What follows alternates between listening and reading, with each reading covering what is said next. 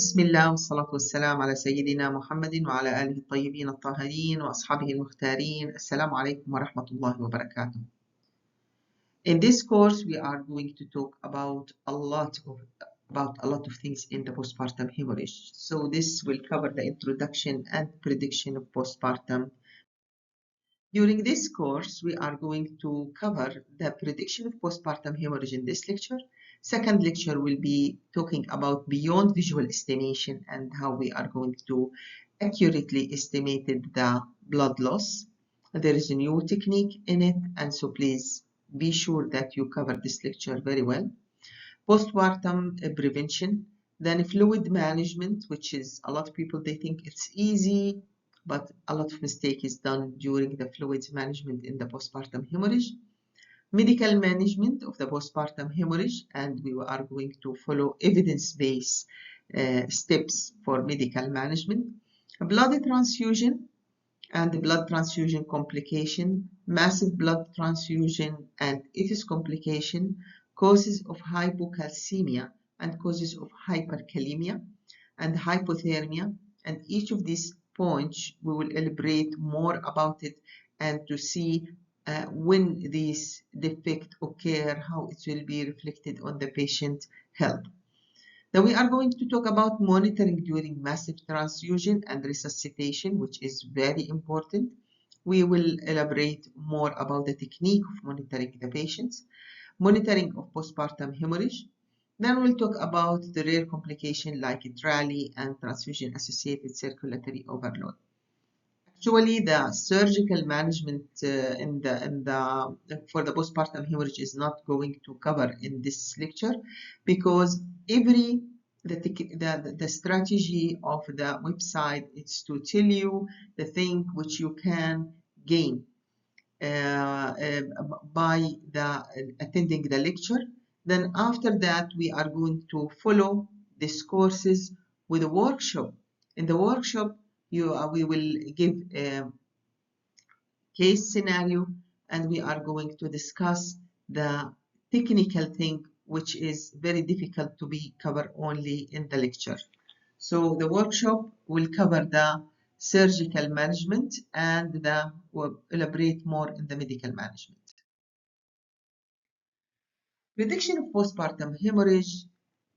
What we mean by prediction? We mean identifying risk factor and preventing the blood loss. To identify women at risk of postpartum hemorrhage before delivery to allow time preparing prevention and management.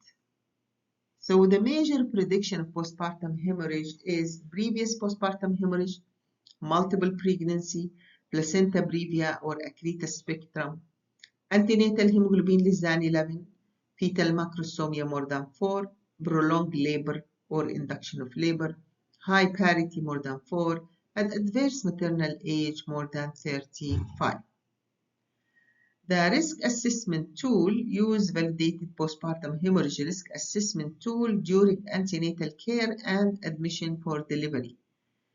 Example for it that we look for this picture, then you look for the score. Each one contains score. Like previous postpartum hemorrhage score 2, multiple pregnancy 1, antenatal hemoglobin less than 11 1, placenta accreta spectrum 2. Fetal microsomia, it is more than 4, prolonged labor induction, and high parity is 1. If the total score 0 to 1, it is low risk. If it is 2 to 3, it's moderate risk. And if it's more than 4, it is high risk. The clinical action based on the risk will be placed. So high risk score, inform the team and senior, provide a good IV line and activate management of third stage of labor, consider delivery in the facility. Moderate risk, optimizing the hemoglobin and comorbidity and ensuring the uterotonic available, consider senior support and active management of third stage of labor. What is the low risk? Routine antenatal care and standard.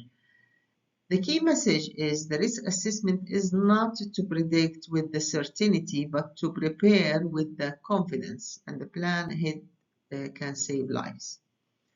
Early identification of the risk factor is the first step in preventing severe postpartum hemorrhage. Know the risk, prepare early, and save mother life. But let us go for fact and let us go for evidence and see is this important to identify the risk factor?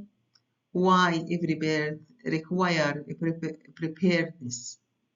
Among all the women before the delivery, if we identify them into high and low risk, only 2 to 5% are identified as high risk for postpartum hemorrhage before delivery.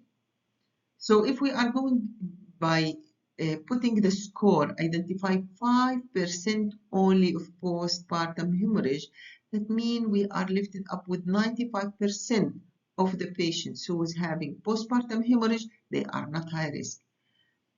However, a substantial preparations postpartum hemorrhage still occur in women initially classified as low risk. Postpartum hemorrhage can happen even in a woman at low risk. Every birth should be managed with a preparedness for hemorrhage. So, assess the risk for every woman, ensure availability of uterotonic IV fluids for every woman, a plan for blood product and tranexamic acid for every woman, train the team and communicate it early for every woman, act earlier, act together, and save life.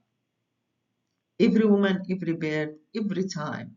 So universal preparedness is the key to preventable death. Remember that in a major catastrophe like postpartum placenta accreta spectrum, we know and we are prepared, and this is a huge postpartum hemorrhage, and we know that this is very risky, so we are keeping everybody ready. But the real catastrophe when you are not ready in low risk or medium risk woman, and you end up by maternal death. So every woman deserves to be treated with dignity, with preparedness for postpartum hemorrhage management. Thank you for your commitment to excellency in women healthcare. Together we are shaping safe care, improving outcome, and supporting every woman at every step.